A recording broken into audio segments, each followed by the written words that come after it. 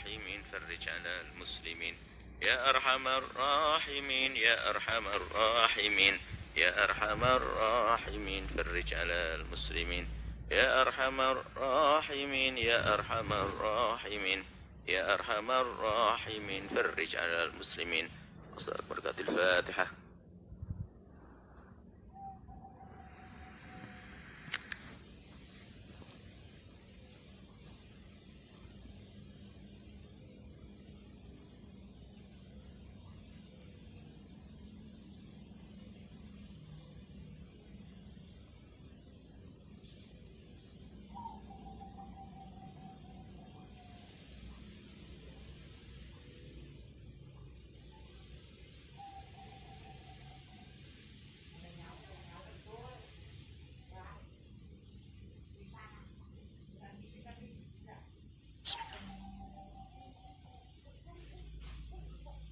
Assalamualaikum warahmatullahi wabarakatuh.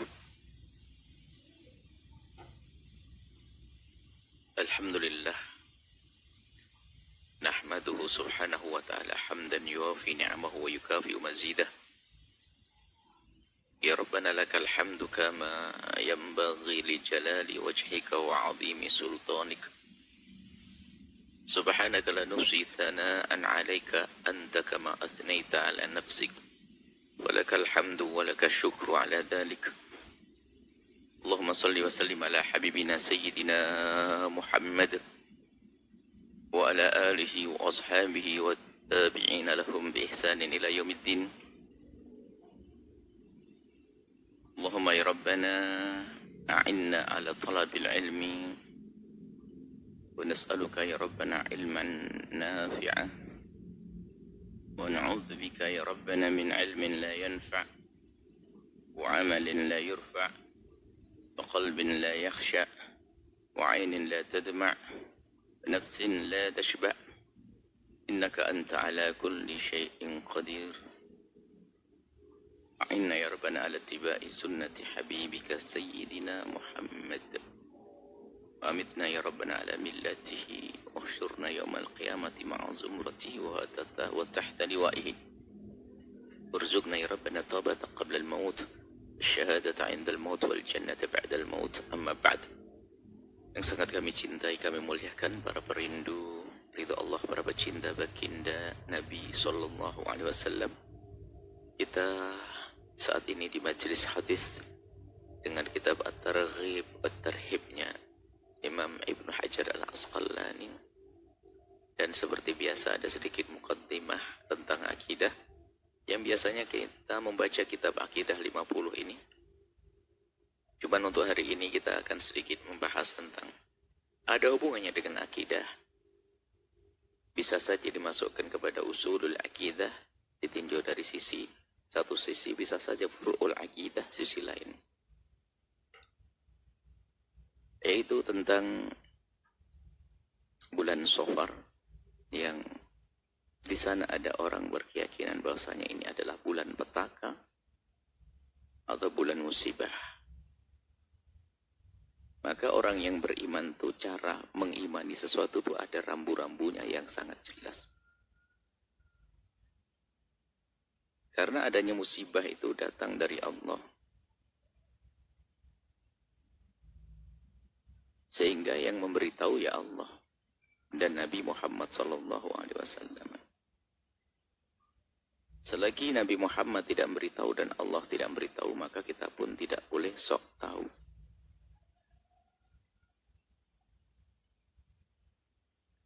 Apakah Nabi pernah menyebutkan bulan Safar bulan petaka? Selagi tidak, maka kita tidak perlu berurusan dengan berita-berita semacam itu. Maka sangat aneh orang beriman mempercayai hal-hal yang semacam itu. Bulan musibah adalah bulan kita melakukan maksiat. Berarti kita yang buat maksiat. Bulan Safar untuk sholat, untuk umrah, untuk haji, untuk nikah, ya pahala dong, kebaikan. Kok jadi bulan sengsara? Sehingga ada orang tidak mau menikah di bulan Safar. Dua kerugian keyakinan yang salah. Kerugian nikahnya terlambat. Ini ada Jadi tidak perlu. Jadi dalam agama kita itu ada rambu-rambunya di dalam mengimani sesuatu. Biarpun malam Jumat, tapi untuk maksiat jadi malam maksiat, malam sengsara. Ramadan bulan mulia, ayo bagi siapa? Yang berbuat baik, yang maksiat, wah sengsara di atas sengsara, kan begitu.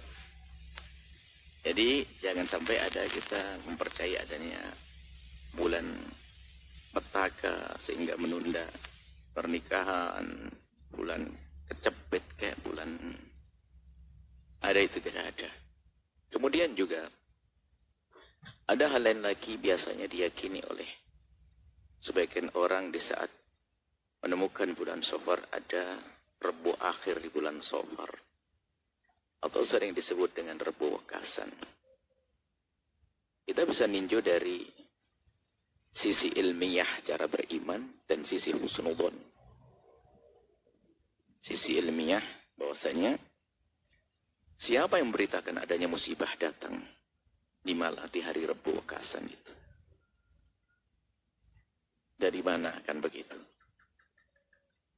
Siapa yang memberitakan? Sehingga kita harus mempercayainya. Baik, di sini sebuah pertanyaan. Yang menurunkan musibah adalah Allah. Tidak ada yang tahu kecuali Allah dan Rasulnya bahwasanya hari itu adalah hari diturunkan bencana dan petaka.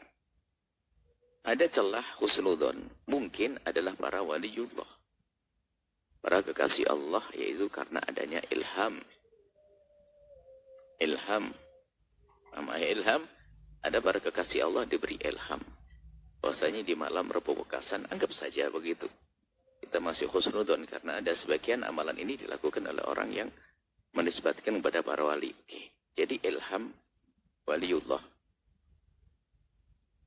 Ilham waliullah, orang yang diduga sebagai wali lalu dapat ilham. Akan tetapi ilham pun kita tidak wajib mempercayainya. Artinya jika memang itu ilham para wali, dia mendapatkan ilham, diberitahu bahwasanya di hari itu adalah akan turun malapetaka, maka yang mempercayai perkataan para wali silahkan mempercayai. Adapun yang tidak percaya nggak ada masalah. Akan tapi setelah itu yang akan menjadi pertanyaan adalah gimana solusinya? Jika seandainya betul ilham para wali, apa yang setelah itu kita lakukan? Kan begitu. Sementara ada satu riwayat yang sangat jelas dari baginda Nabi, misalnya majtama'a qaumun fi baitin min buyutillahi. Nggak ada orang berkumpul di rumah Allah, di masjid, yatluna kitab Allah wa yadarasunahu. Nggak ada orang yang berkumpul di masjid membaca Al-Quran, saling mengajari kayak begini ini. Masjid itu dimaknai sebagian luas. Illa nazala alaihimus sakinatu wa hafathumul malaikatu. Akan turun ketenangan. Nah, jadi nggak ada musibah lagi setelah itu. Jadi kalau pengen menolak musibah itu seperti taf'ul bala bis sadaqati dan sebagainya, tentunya seandainya itu betul ilham yang Allah berikan kepada para ulama, para wali, maka solusinya juga diambil dari Nabi, yaitu mengamalkan hal-hal yang diizinkan Nabi, diperintahkan Nabi seperti bersedekah, mengadakan kumpulan majlis zikir. Bukankah majlis zikir akan diturunkan rahmat Allah sehingga bala bencana ada dihilangkan? Tentunya sebisa mungkin jangan melakukan amalan-amalan yang sekiranya tidak ada petunjuk dari Nabi, karena dasarnya ilham. Kalau betul itu ilham, maksud kami apa? Yang mengingkari bahwasanya di Rebu Wekasan ada bencana khusus turun, tidak salah, tidak perlu disalahkan. Karena dia akan karena mereka berdasarkan satu dasar ilmiah. Dari mana berita itu? Karena ghaibiyat itu harus jelas, berita ghaib itu harus jelas. Harus berita gaib yang harus kita yakini dan orang lain wajib yakini adalah berita dari Al-Quran atau hadis Nabi yang mutawatir, kemudian dalalahnya qat'iyah, maknanya sangat jelas, maka siapapun tidak boleh berbeda pendapat dalam hal ini. Adapun masalah berita tentang apapun dari orang yang dikatakan waliullah, maka tidak wajib mempercayai siapapun. Orang mengingkari keramat salah, karena karamah ada dalam Al-Quran, kisah Siti Maryam. Akan tapi orang mengingkari keramatnya si fulan boleh saja, bukan sebuah kemaksiatan. Atau mengingkari berita karamah. Nah, karamah itu bukan tahadiyat, bukan seperti mukjizat. Jadi ini ada rambu-rambu. Maksud kami apa? Tidak usah kita berselisih faham terlalu jauh atau terlalu dalam sampai mungkin olok-olokan. Yang mengingkari tentang masalah rebokasan adalah bukan dalam wilayah kesalahan kok. Dan seandainya bagi yang mempercayai, tentu harus ada dasar-dasar Anda mempercayai apa. Apakah betul nasnya para kekasih Allah, wali, yang dia dapat ilham, itu pun tidak wajib yang lain mempercayai kok. Kemudian kalaupun mempercayai, tentunya lakukan sesuatu yang Nabi memberikan petunjuk. Seperti kalau ada sakit-sakit, dawu mardakum bisadaqati, dengan bersedekah menyembuhkan orang-orang sakit, atau tadfa'ul bala, bersedekah akan nolak bala bencana dan sebagainya. Cukup begitu barangkali. Bagi yang mempercayai rebokasan, mungkin setiap hari, mungkin di hari itu sedekah 10 juta per orang untuk bangun pondok, baguslah itu. Jadi jangan ngerjakan yang lain-lain dulu deh, maksudnya jangan sampai terjadi khilaf sini. Tapi kalau tidak ada dasarnya, nah, kemudian ini pun harus dipangkas dengan apa? Husnudon, kalau ini adalah ilham waliullah, harus kita pangkas bahwasanya tidak ada amal-amal jahiliyah yang pernah dilakukan sebelumnya. Amalan di luar Islam. Kalau ada amal jahiliyah, amal tidak baik dilakukan sebelum Islam, maka dugaan ini ilham ya jauh. Karena bisa jadi ini adalah terpengaruh dengan budaya dulu. Mungkin ada satu kebiasaan di luar Islam, keyakinan semacam itu. Lah kemudian kok tiba-tiba ada orang punya ilham, ya ini ternodai keilhamannya ini. Karena akan mengukuhkan satu keyakinan yang salah pada orang-orang yang sebelumnya. Ya ini orang beragama lain misalnya. Jika mungkin ada di agama selain Islam, mempercayai bahwasanya rebokasan adalah ini. Lalu kok tiba-tiba dalam Islam bukan Nabi yang menyebutkan. Kalau Nabi kan mengukuhkan syariat sebelumnya kan sah-sah saja. Tapi hari ini, ya maka urusan rebokasan, satu memang kita tidak ingin berdebatkan masalah ini. Akan tapi kita akan giring kepada cara yang paling tepat dalam menyikapinya adalah bukan ada nas hadis Al-Quran. Jika Anda tidak mempercaya pun Anda tidak masalah. Dan saya kirim ke arah sini, maksudnya apa? Bagi yang telah mempercayai atas dasar ilham, Anda pun jangan marah kepada yang tidak percaya. Sebab fanatik yang salah itu adalah fanatik kepada hal-hal yang semacam ini. Kemudian solusinya apa? Bagi yang mempercayai ilhamnya pun tentunya lakukan hal-hal yang Nabi beri petunjuk. Bagaimana Nabi mengajarkan agar tertolak dari bala. Ya berkumpul mengadakan majelis taklim. Begini tuh. Barangkali di hari yang diduga orang ada turun bala begitu ya. Berbanyak majelis taklimnya, biar sehari jadi 2 hari, biar hafathumul malaikatu, diliputi oleh malaikat. Nazalat fihimur rahmatu, dan diturunkan pada mereka rahmat loh. Kalau rahmat kan tidak ada bala sudah. Ini kapan saja. Sehingga setelah itu nggak ada lagi hari bencana. Seperti itu. Baik. Yang pengen nikah di bulan Safar segera nikah. Jangan ditunda-tunda. Bulan Kapit. Sebab keluhan pedagang bulan Kapit ya ini pada sepi dagangan. Apa urusannya dengan Kapit? Ya, ini adalah sekelumit. Jadi bagi yang tidak mempercayai, Anda tidak melakukan sebuah kesalahan tentang adanya rebokasan. Bagi yang percayai perlu pelan-pelan dari mana asas dasar kepercayaan Anda. Jika dilacak ke atas adalah atas ilham para wali, itu adalah sah-sah saja. Bagi seorang murid mempercayai ilham gurunya sah. Tapi jangan memaksa orang lain mempercayai ilham gurunya, nggak bisa. Saya melihat guru saya punya karomah, dan saya yakin itu karomah. Kejadian luar biasa. Tapi saya ceritakan ke Anda tidak wajib cerita. Bukan masalahnya karomah tidak ada. Karena apa? Bisa jadi saya bohong. Gitu loh sederhananya. Jadi kadang-kadang hari ini ta'assub kepada seorang guru itu, di saat orang lain mengingkari karomahnya langsung marah. Dasar kau kurang ajar, itu guru saya, keramat saya. Loh, itu kan gurumu. Dan saya tidak melihat, kan gitu. Jadi kalau seandainya saya punya guru, lalu guru saya punya karomah, ya saya saksikan dengan nyata, dengan mata saya, ya saya saja yang percaya. Kalau saya cerita kepada Anda, suka-suka. Anda boleh tidak percaya, dan Anda tidak wajib percaya dengan omongan saya. Yang nggak boleh ada mengingkari adanya karomat, sebab karomat dikisahkan dalam Al-Quran tentang kisah Maryam. Ya seperti itu. Jadi kadang-kadang fanatik guru ini hari ini jadi berantem. Gara-gara kita mengingkari keramatnya fulan saja, kamu ini kurang ajar. Sebab yang namanya keromahnya guru itu bisa kadang-kadang benar ada. Cuman kadang murid itu nambah-nambahi. Nambah-nambahi sehingga menjadi karomahnya jadi aneh. Jadi hal-hal yang unik. Sampai suatu ketika kita mendengar satu orang berkata, ini adalah waliullah. Dia itu kalau membaca Al-Quran sangat khusyuk dan sebagainya. Sebagai contoh saja. Jadi menikmati baca Al-Quran. Sehingga sampai dia tidak berani baca Al-Quran di siang hari bulan Ramadan. Karena apa? Begitu nikmatnya, takut kehilangan keutamaan puasa. Ini ilmu dari mana? Oh Allah yang ngajarkan suruh baca Al-Quran. Ini disebutkan di kalangan orang-orang yang katanya berilmu. Di mana ini ilmunya? Ladzat. Qiraatul Quran bukan ladzat seperti orang makan nasi. Jadi akhirnya katanya, ini kan menisbatkan, gak mungkin seorang wali itu kayak begitu tadi itu. Kok tidak berani baca Al-Quran di siang hari karena begitu lezatnya, sehingga tidak merasakan laparnya puasa.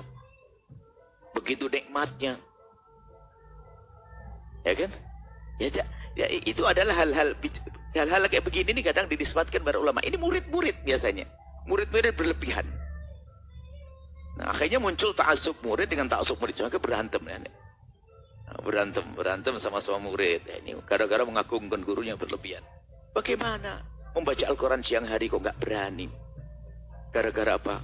Karena dia kalau baca Al-Quran siang hari begitu menikmatinya sampai rasanya puasa tidak ada. Loh, menikmati baca Al-Quran tidak bertentangan dengan urusan puasa.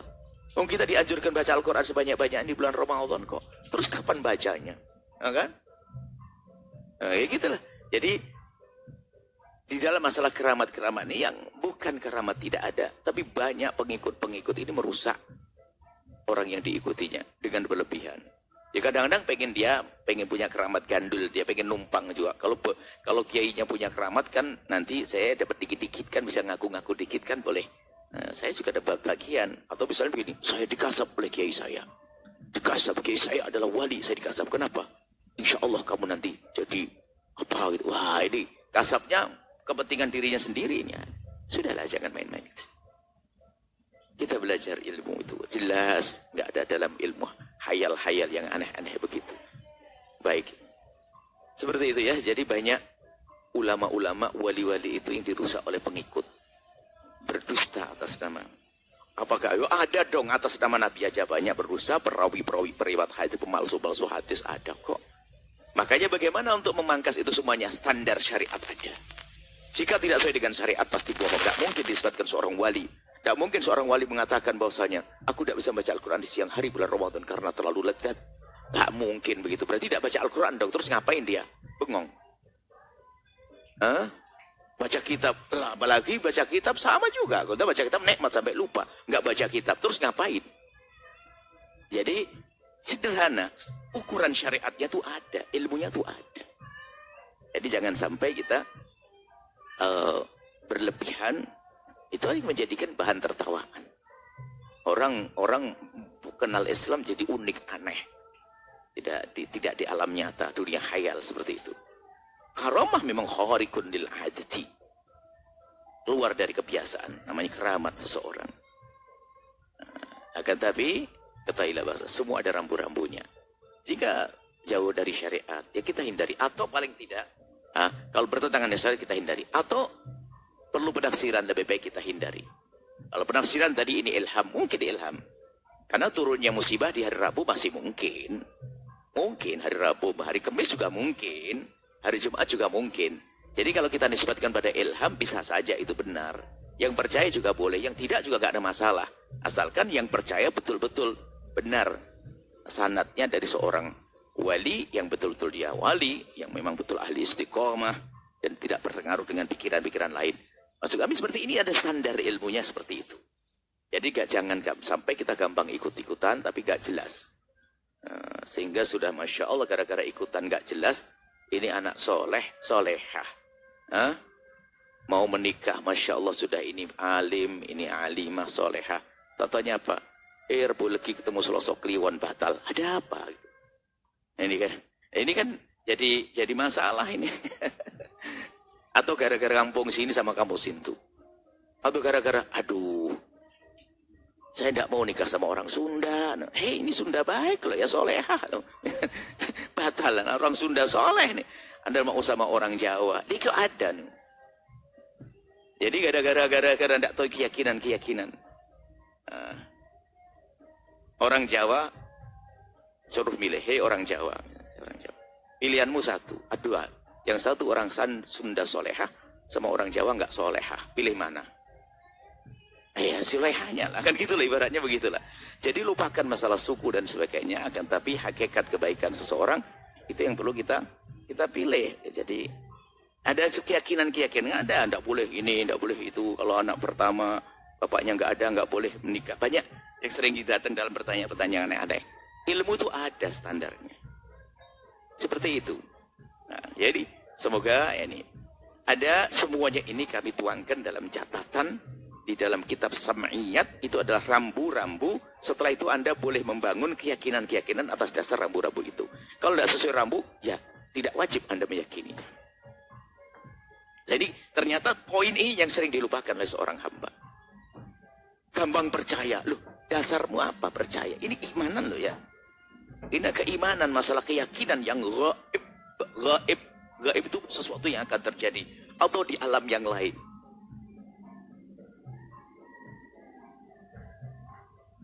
Anda tahu tidak, di satu kampung percaya dengan buta hijau. Jadi kalau ada gerhana matahari itu langsung katanya ada buta hijau. Sehingga nanti pohon-pohon dipukulin biar buah. Ingat tak? Ingat? Loh, ini gimana sih Anda ini? Kemudian orang hamil suruh masuk ke kolong. Kolongnya sempit lagi. Ini dari mana? Mohon maaf. Anda jangan mencaci agama lain. Jika itu ada di agama lain, urusan mereka. Yang saya permasalahkan Anda orang Muslim. Jadi itu mata rembulan itu ditelan sama buta hijau. Dimut. Nanti dikeluarkan lagi sama buta hijau. Ajib. Ini orang Islam. Kalau ada orang punya keyakinan tentang ada dewa-dewi, petara dan sebagainya, itu urusan agama mereka. Tapi Islam punya aturan loh ya. Kayaknya ini benar Pak. Ya mengiyai semua ini saya jadi curiga ini. Jadi kita perlu bangun keyakinan itu yang benar gitu loh. Nah, ada dari mana kisah buta hijau itu? Dalam Islam tidak ada buta hijau. Lebih ajib buta pink. Hijau ya, buta pink lebih ajib lagi ya udah. Jadi kalau urusan agama lain dan cerita mohon maaf bagi agama yang meyakini adanya buto-buto, dewa-dewa, ini adalah kami bicara di ranah kaum muslimin. Anda pun boleh berbicara tentang tidak adanya malaikat jika Anda tidak percaya malaikat karena agama berbeda. Dan kami pun tidak marah karena agama Anda berbeda.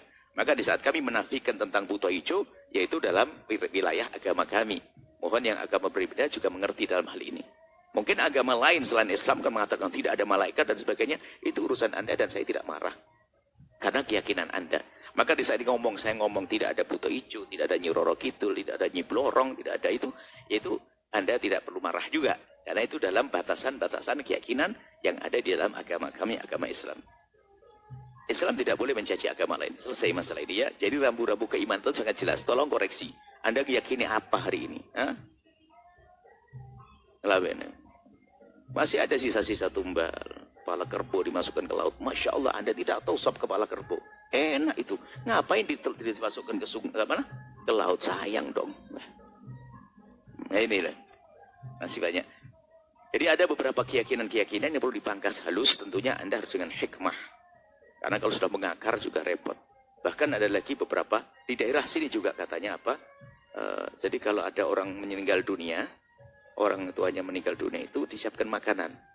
Nanti sampai beberapa hari masih makan di rumah. Oh ada? Ini gimana sih Bu? Ini Anda ini hidup di mana? Astaga, ini perlu dibenahi ini akidah-akidah ini. Dikasih ikan, tak taunya betul lagi tidur ikannya hilang mau dimakan. Padahal diambil kucing tadi. Jadi nggak ada begitu. Terus sudah di alam barzah dia punya kesibukan di sana. Belum lagi karena sering nonton sinetron ada roh gentayangan. Ada tidak? Kok enak kalau dia orang bermaksiat diseksa di alam barzah, ngapain gentayangan balas dendam di mall? Ini kan sinetron. Cobalah berkeyakinan tuh harus mikir loh Anda itu. Itu katanya orang jahat. Makanya tidak diterima rohnya. Sehingga gentayangan. Pakai baju merah, rok pendek. Di mall. Ini gimana kisahnya? Keyakinan kok dibangun dengan begitu tuh. Kita belum bangun keyakinan, ini bab akidah kita ini. Kalau orang sudah meninggal dunia, kalau dia orang baik mendapatkan kenikmatan. Kalau orang maksiat diseksa. Sudah maksiat, orang ketabrak rel rebak kereta api. Wah, langsung ketayangan. Kok bisa? Dia tuh mau ziarah ibunya. Kemudian ketabrak kereta api. Kan mati mulia dia. Surga. Ngapain gentayangan? Makanya banyak nonton sinetron.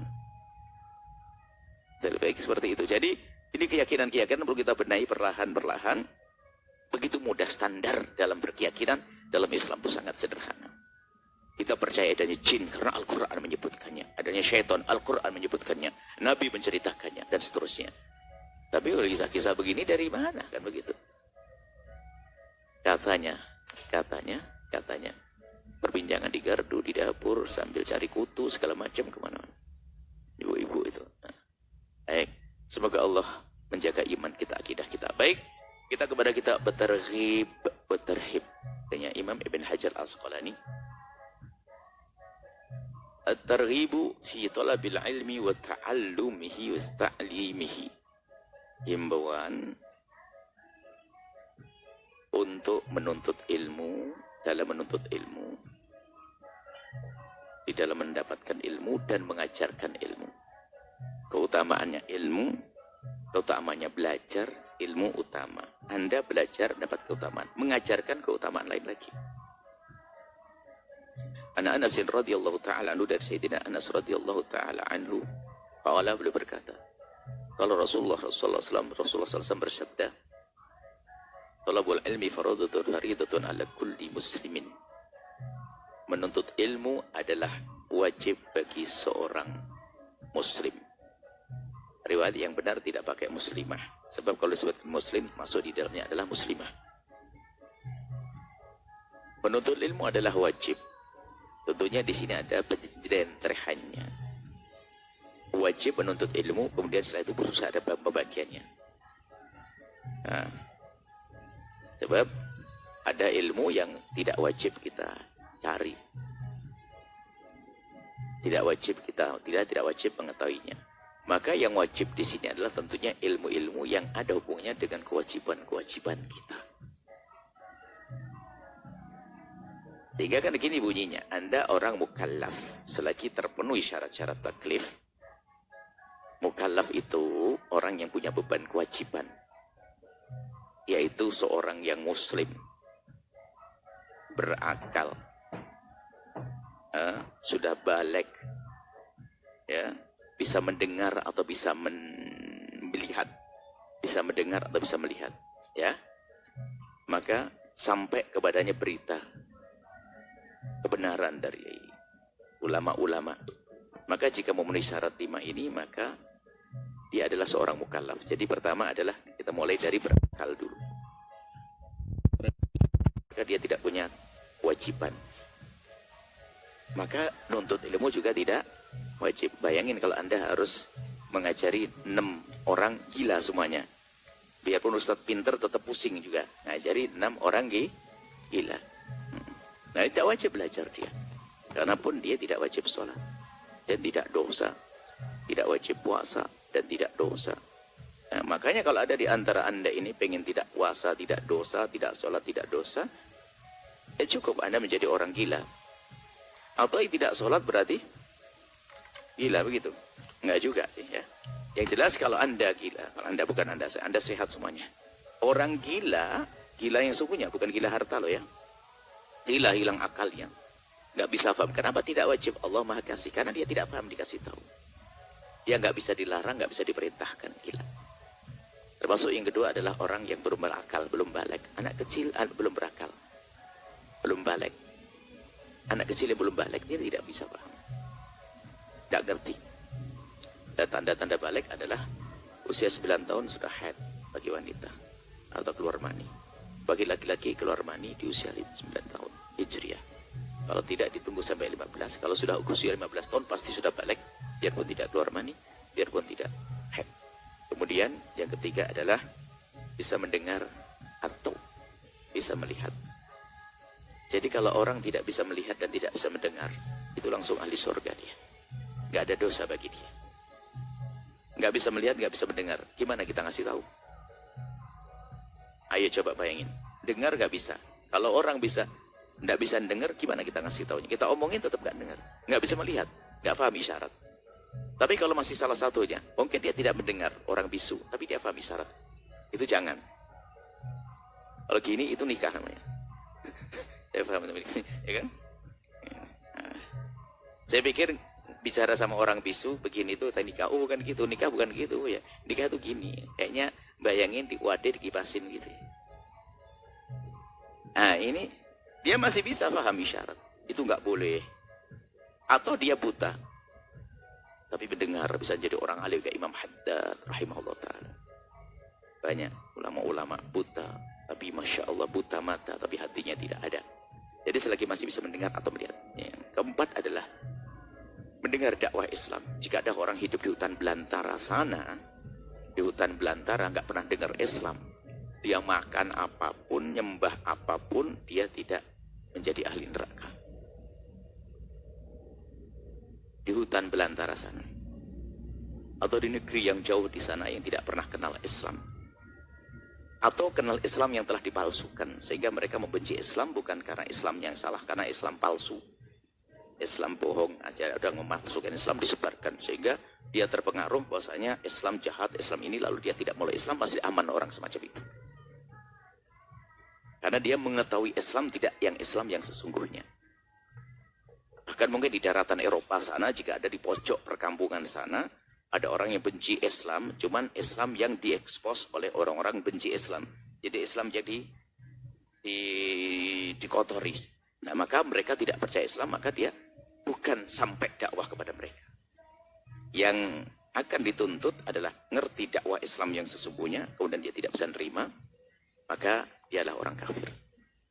Nah, ini adalah orang-orang inilah yang nanti mendapatkan kewajiban. Lah kewajiban itu apa? Banyak, ya. Sholat, betul ya? Kewajiban sholat, kewajiban puasa, kewajiban yang lainnya. Nah, untuk bisa memahami kewajiban ini gimana caranya? Belajar. Makanya thalabul ilmi fardhatun, di sini kisahnya. Nah, ya, kisahnya di situ karena untuk mengetahui kewajiban-kewajiban. Maka belajar ilmu tentang kesunahan ya tidak wajib. Atau belajar ilmu tentang kemubahan. Saya ingin belajar, apakah wajib bukunya ibu-ibu belajar rujak renak, belajar bikin rujak ulek?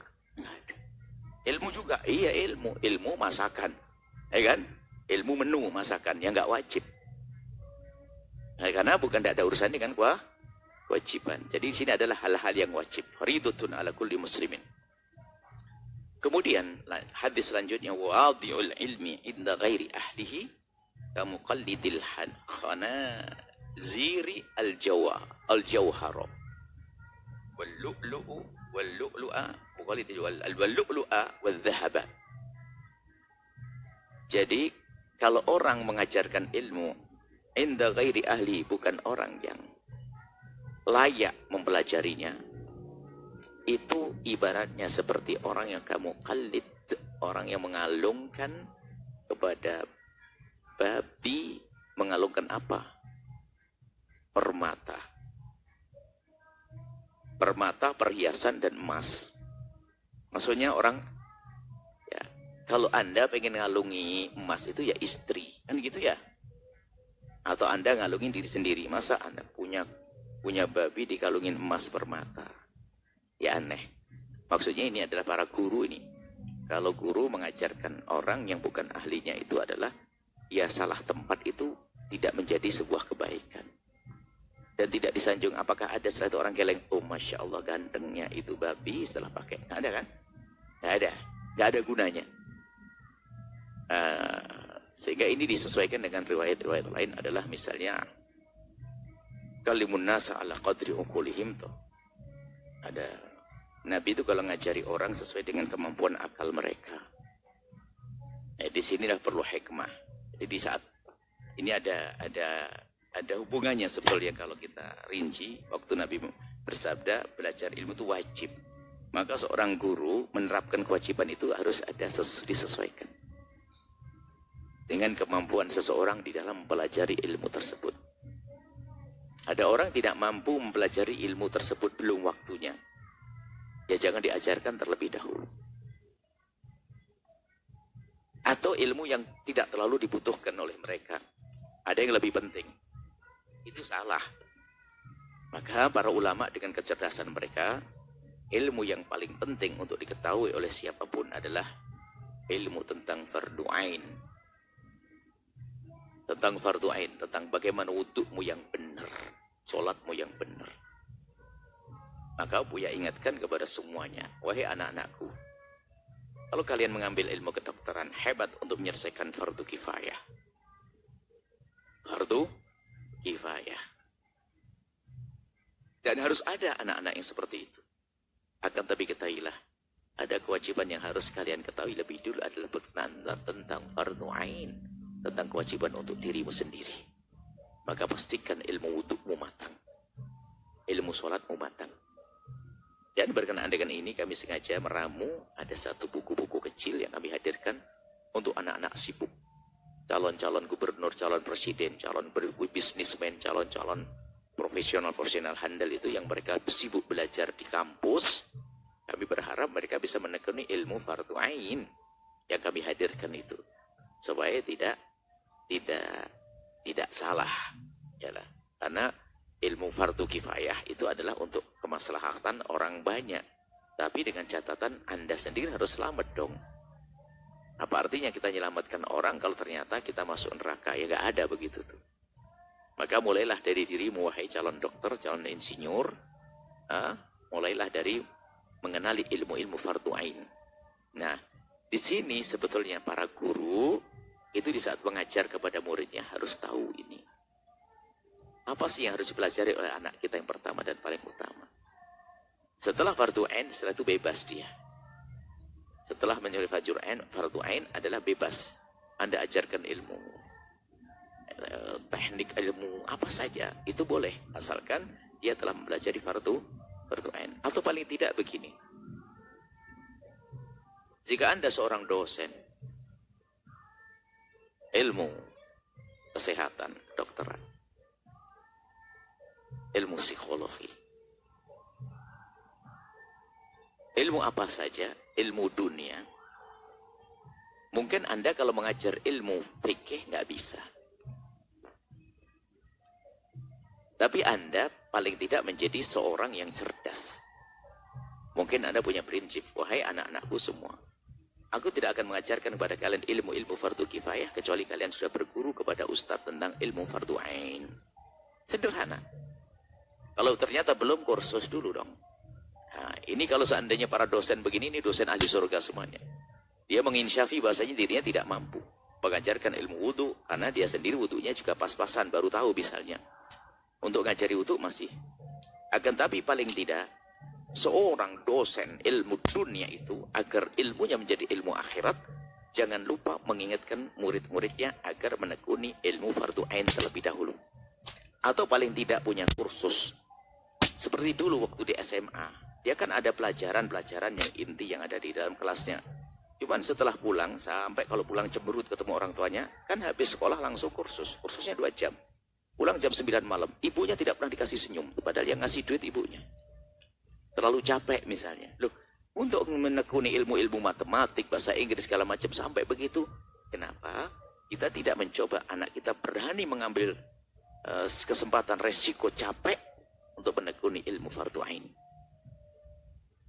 Nah, kemudian jika Anda sebagai seorang guru ilmu kesehatan atau ilmu psikologi dan yang lainnya, Anda memberikan ilmu Anda kepada seorang muslim yang tidak menekuni fardu ainnya terlebih dahulu, Anda berarti telah mengalungkan ilmu itu kepada, seperti mengalungkan kepada permata kepada anjing dan apa pada bayi. Kenapa? manfaatnya menjadi tidak besar atau bahkan menjadi tidak bermanfaat. Sehingga dia tidak kenal Allah, maka yang dicari adalah hanya urusan kekayaan, urusan dunia dan seterusnya. Inilah hiburan kami adalah Anda mungkin tidak bisa mengajar ilmu fikih, ilmu sholat, ilmu wudu, tapi Anda akan bisa. Anda seorang rektor misalnya. Rektor ahli surga, dengar nih. Anda seorang rektor. Seperti yang kami kenali beberapa rektor yang memang beliau adalah dari basic pendidikan umum, akan tapi punya kesadaran bahwasanya semua mahasiswa harus mengambil ilmu ini dulu.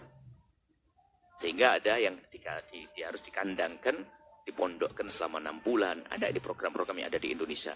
Itu rektor-rektor ahli surga.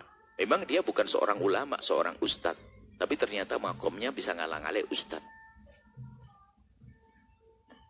Termasuk Anda yang Masya Allah Ustadz Al-Quran. Jangan sampai murid Anda menghafal Al-Quran tapi bab wudunya saja nggak benar. Bab sholatnya salah. Ini bagaimana? Jangan sampai kita mengalungkan permata kepada bukan bagiannya, bukan ahlinya. Sehingga tidak indah lagi. Bayang hafal Quran nggak sholat gimana itu? Termasuk menjauhkan dari kemaksiatan. Pembiasaan hal-hal yang baik. Hafal Quran tapi jelalatan matanya. Hafal Quran melakukan keharaman. Bagaimana kisahnya? Nah, seperti itu. Jadi gambarannya, jadi bagaimana kita itu menempatkan ilmu. Kemudian ada hal lain lagi adalah tidak semua orang itu, Allah ciptakan manusia itu berbeda-beda qabiliyah atau kemampuan dalam menangkap ilmu. Berbeda-beda namanya hobi dalam berilmu, itu untuk saling melengkapi. Kalau semuanya hobi jadi petani, siapa yang jadi dokter nanti? Semuanya jadi dokter, gak ada pasien juga pusing nanti.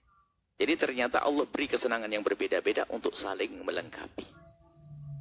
Sehingga waktu di pondok begitu, ada satu anak hobinya ilmu nahwu. Wah, nahwu tak bolak-balik. Adanya hobi ilmu fikih. Yang begitu, saling melengkapi. Nah, maksudnya begini.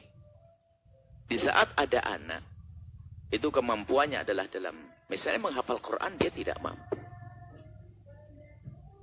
Tidak mampu, memang ada ketangkasan di dalam menghafal. Ada orang menghafal itu susah sekali, tapi bisa saja faham dengan cepat. Maka orang semacam itu jangan dipaksa untuk menghafal. Dia mending lebih baik kita beri ilmu yang lain yang lebih besar manfaatnya untuk dia. Seperti itu. Sehingga apa yang kita berikan itu sesuai. Jadi jangan sampai kita memberikan pada seseorang yang dia tidak senang di situ. Maksud kemarin kita duduk dengan anak-anak yang kelas 3 di SMA dan sebagainya. Kalau ngambil kuliah itu harus merenung dulu, mikir dulu, jangan ikut-ikutan sama teman. Gara-gara ikutan, apalagi sombong-sombongan prestis, gaya, wah ini fakultas ini keren. Tapi dianya nggak seneng, nyungsep 4 tahun kayak orang kayak kakek-kakek nanti. Karena dia belajarnya nggak seneng, bikin skripsi aja harus bayar orang, nggak bisa buat sendiri. Karena memang dia tidak senang dengan disiplin itu. Maka harus pertama senang, kemudian masa depannya setelah dia menuntut ilmu itu adalah ada kejelasan, bukan ikut-ikutan. Nah, kemudian juga kemampuan finansial dan seterusnya harus kita pikirkan. Nah, itu menunjukkan bahwasanya dia itu cerdas. Ini di situ diajarkan meletakkan ilmu harus pada ahlinya. Kalau bukan ahlinya kita beri ilmu itu, maka menjadi salah-salah. Nggak paham dia, paling nggak senang ilmu kedokteran. Dia aja ilmu kedokteran malas dia. Bisa saja sah resep. Bisa masuk semula ingin menjadikan sebab kesembuhan menjadi sebab kematian. Nah kemudian di dalam urusan ilmu agama, karena ini tadi urusan ilmu kefarduan agama dan sebagainya. Nah ini biasanya para ulama-ulama ini sebelum mengajarkan ilmu agama yang diajarkan, ulama mengajarkan ilmu akhlak. Seperti yang disebutkan Imam Zarnuji, sehingga para guru-guru itu nggak akan berikan ilmu kepada santrinya kecuali dibenahi dulu urusan hatinya, tashihun niyati, dibenahi niatnya. Kenapa? Kalau niat yang nggak benar berarti nanti seperti ngalungin permata ke babi. Tapi kalau sudah dibenahi niatnya, ketawaduannya harus pastikan Sehingga menuntut ilmu agama bukannya sekedar dia menghafal hadis Quran itu, tidak ditata ketawaduannya. Sehingga para masyayikh itu tidak akan berikan ilmu kepada santri yang kecuali diuji 6 bulan misalnya. Kesombongannya dipangkas. Apalagi kalau terbukti dia adalah anaknya ulama, anaknya pejabat, itu biasanya direndahkan dulu supaya tidak sombong dulu. Sebab kalau masih sombong diberi ilmu, ilmu hanya akan menambahkan kesombongannya. Itu kan repot. Seperti mengalungkan permata kepada anjing dan babi, kan begitu. Sehingga ilmu tarbiyah, ilmu akhlak, bagaimana belajar akhlak, tawadhu, tidak sombong, kenal Allah. Sehingga Imam Ghazali rahimahullah ta'ala itu kalau ingin mengajari orang lebih tinggi itu suruh ngetes dengan buku kecil dan namanya Bidayatul Hidayah. Di situ adalah bagaimana awal dari kitab Bidayatul Hidayah tentang yang selama ini kita baca di malam Sabtu, menata hati tentang niat. Setelah itu coba kalau benar niatmu, kamu akan bisa mengamalkan berikut ini. Imam Ghazali ngasih amalan-amalan mulai dari bangun sampai tidur yang ringan-ringan. Dan kalau ngamalin ini saja nggak bisa, mau jadi ulama apa nanti? Menjadi ulama model apa? Akan mengajarkan ilmu agama, dia tidak rindu kepada Allah. Jadi kalau kita beri ilmu, hanya ilmu menjadikan dia sombong, hanya bangga-banggaan dia bisa menulis satu artikel dahsyat, hebat, buku yang mungkin menjadi bestseller dan sebagainya. Itu saja mungkin yang diinginkan, biar wah mungkin viral, itu saja. Karena apa? Tidak dibenahi hatinya terlebih dahulu. Maka di majelis mulia ini, di waktu yang penuh berkah ini, mari kita tata hati kita supaya kami tidak salah mengalungkan permata. Karena yang kami hadirkan di sini adalah permata. Karena ilmu-ilmu hadis dari baginda Nabi, ilmu-ilmu hadis-hadis dari Nabi SAW. Maka ayo semua benahi niatnya. Datang ke sini karena Allah, karena mengharapkan ridho Allah, mengharapkan kemuliaan di hadapan Allah, ya. Tujuannya untuk untuk mendapatkan ilmu. Setelah itu untuk mengamalkan ilmu agar kita disanjung oleh Allah, agar kita dekat dengan Rasulullah SAW, agar termasuk Anda ini golongan orang yang layak mendapatkan ilmu. Tashihun niyah, kata Imam Haddad, hendaknya wa'alaika bitashihin niyati wajdidiha, membaharui niat. Niat itu harus diasah, diperbaharui. Sebab kadang niatnya tuh sudah benar ke sana. Cuman karena agak jauh perjalanannya, itu di tengah jalan belok. Akhirnya belok, lupa dengan niatnya. Kita pun juga demikian. Menuntut ilmu, lupa niatnya.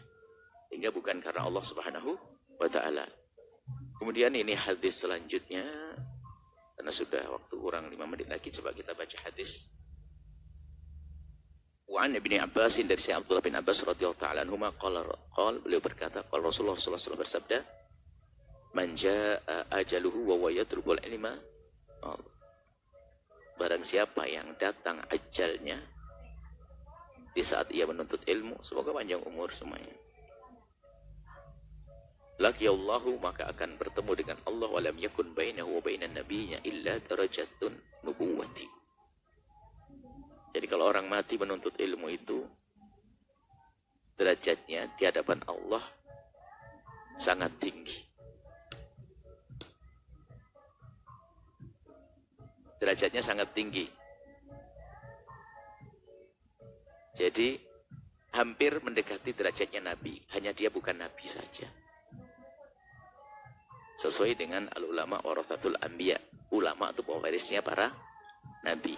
Jadi kalau pewarisnya para Nabi kan nempel dengan Nabi, dekat dengan Nabi. Rupanya bukan saja yang sudah menjadi ulama. Hei hamba Allah, niat Anda menuntut ilmu itu sudah dinilai Anda seperti ulama. Nah gitu loh.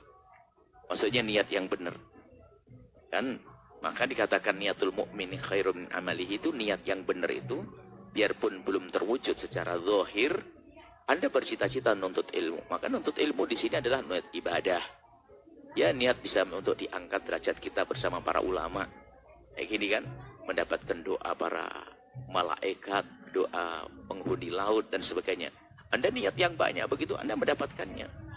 Sehingga penuntut ilmu itu biarpun dia belum menjadi seorang alim, asalkan tulus niatnya, benar niatnya, kalau mati sudah dianggap sampai.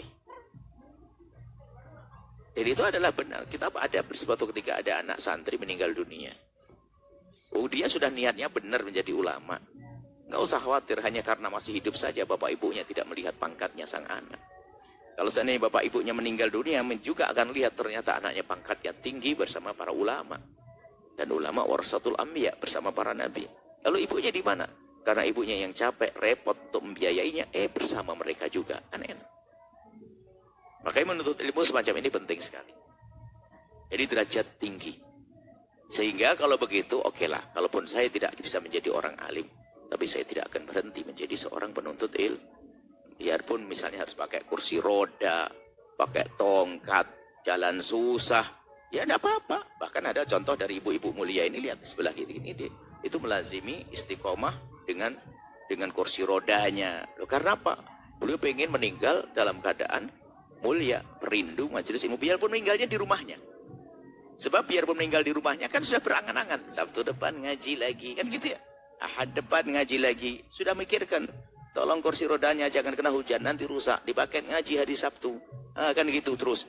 Mati dalam keadaan mulia, tidak ada antara dia dengan Nabi kecuali kenabian saja. Derajatnya tinggi bersama para al-anbiya, syuhada, sholihin. Hasuna ulaika rafiqa. Inilah yang bisa kami hadirkan. Kemudian ada insyaallah hadis-hadis yang kita hadirkan pada pertemuan yang akan datang. Wallahu a'lam bissawab. Baik, syukran jazilan kami haturkan kepada guru kita tercinta Buya Yahya. Semoga apa yang telah beliau sampaikan dapat menjadi ilmu yang bermanfaat dan dapat kita amalkan dalam kehidupan kita sehari-hari. Amin amin Allahumma amin. Baik, hadirin pemirsa Al-Bahjah TV dan pendengar setia Radio Iku Network dimanapun Anda berada. Selanjutnya kita memasuki segmen tanya jawab. Dan seperti biasa kami akan memberikan kesempatan kepada para pemirsa dan pendengar. Bagi Anda yang ingin bertanya langsung kepada Buya, Anda dapat menghubungi nomor interaktif di 0823 4071 3338. Kami ulangi di 0823 4071 3338. Dan juga kami akan memberikan kesempatan kepada para jamaah untuk bertanya. Namun sebelumnya, terlebih dahulu kami akan membacakan pertanyaan yang telah datang melalui sosial media. Assalamualaikum warahmatullahi wabarakatuh, Buya. Semoga Allah limpahkan kesehatan untuk Buya dan keluarga besar. Amin amin ya rabbal alamin. Pertanyaan saya, bagaimana hukumnya jika suami sebelum menikah mempunyai sebuah usaha kontrakan dan setelah menikah istri tidak berhak atas uang dari usaha tersebut atau di luar nafkah gaji bulanan? Padahal namanya istri ya Buya, pengenlah diapresiasi kerja kerasnya selama di rumah. Mau kerja juga tidak dibolehkan, pengen punya penghasilan sendiri tanpa minta ke suami. Apakah suami seperti itu tidak zolim kepada istrinya Buya, yang sudah menemani dari susah-susahnya manut di rumah, melahirkan, merawat anak di rumah, tapi mau kerja pun tidak boleh untuk memenuhi kebutuhan istri? Terima kasih Buya. Assalamualaikum warahmatullahi wabarakatuh. Waalaikumsalam warahmatullahi wabarakatuh. Dari pertanyaannya adalah dia menginginkan lebih daripada nafkah. Kan tadi nafkah ya, ada nafkah disebut. Ada nafkah. Jadi gini wahai istri yang solehah, selagi nafkahmu sudah diberi, ya itu sudah luar biasa. Rumah suami, kontrakan suami, gara-gara menikah langsung pengen dapat jatah khusus selain nafkah. Itu Anda ini aneh banget perempuan.